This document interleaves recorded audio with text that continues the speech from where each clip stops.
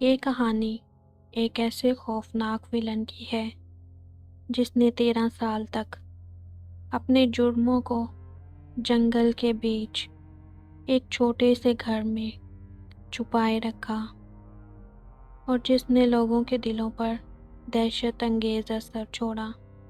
یہ کہانی south Carolina میں ووڈرف شہر سے شروع ہوتی ہے۔ 2016 میں ایک ایسا سیریل کلر جو کسی بھی فلم کی مووی کے ویلن سے کم نہ تھا۔ اس کا نام تور کولہیپ تھا اور وہ دن میں ساؤتھ کیرولینا کے ایک معمولی شہر ووڈرف کا سب سے کامیاب اور محنتی ریئل اسٹیٹ ایجنٹ تھا۔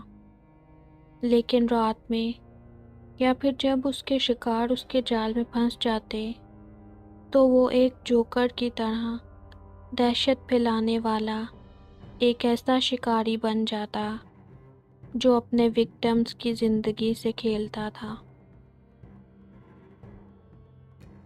تور کولہیپ کا بچپن مسائل سے بھرا ہوا تھا۔ کم عمری میں ہی اس کی ذہنیت بگڑ چکی تھی۔ وہ بچپن میں ہی جنسی جرائم میں ملوث تھا اور اس کی ایک ہسٹری تھی۔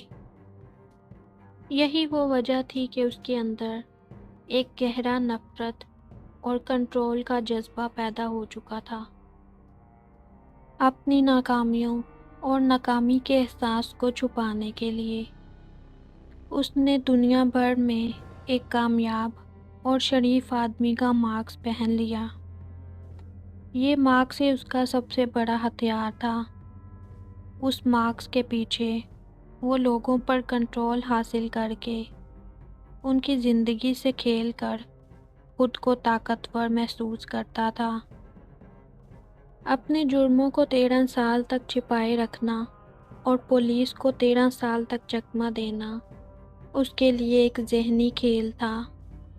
وہ دی جوکر کی طرح اپنی ڈبل لائف سے مذاق کرتا تھا۔ اپنی ریئل اسٹیٹ ساکھ کا استعمال کرتے ہوئے وہ ان لوگوں کو شکار بناتا تھا جو اس کی پراپرٹی پر کام ڈھونڈ رہے تھے یا جن لوگوں کو وہ آسانی سے کمزور سمجھتا تھا یا جن کو پھنسانا اس کے لیے آسان ہوتا تھا، وہ انہی کو اپنا شکار بناتا۔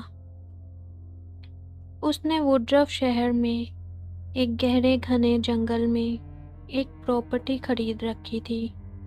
اس نے وہاں ایک چھوٹا سا کنٹینر کی طرح گھر بنوایا۔ یہ جگہ اس کی اپنی جیل تھی جہاں کوئی شور یا کوئی چیخ نہیں سن سکتا تھا، جہاں سے کوئی آواز باہر نہیں جاتی تھی۔ وہ اپنے شکاروں کو اسی جگہ لاتا تھا اور یہاں پر ان کے ساتھ خوفناک جرائم کرتا۔ نومبر 2016 میں کولہیپ نے ایک کپل جن کا نام کالا براؤن اور چارلی کریور تھا، ان کو کام دینے کے بہانے اسی پراپرٹی پر اس سنسان جگہ پر بلایا۔ جب وہ دونوں وہاں پہنچے تو کولہیپ نے موقع دیکھ کر اچانک ان پر حملہ کر دیا۔ اس نے چارلی کو گولی مار دی۔ کلارا نے وہاں سے بھاگنے کی کوشش کی لیکن کولہیپ نے اسے پکڑ لیا اور زور زبردستی اسے اس کنٹینر میں دھکیل دیا۔ کالا کو اس نے کنٹینر کے اندر ہاتھ اور پاؤں میں زنجیریں پہنا دیں جیسے وہ کوئی جانور ہو۔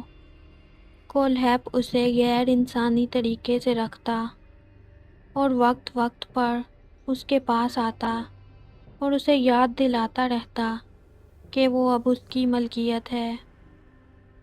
اس نے چارلی کی لاش کو اسی زمین پر دفن کر دیا تھا تاکہ کالا کا خوف بنا رہے۔ وہ اس کو ذہنی اور جسمانی طور پر بہت ٹارچر کر رہا تھا۔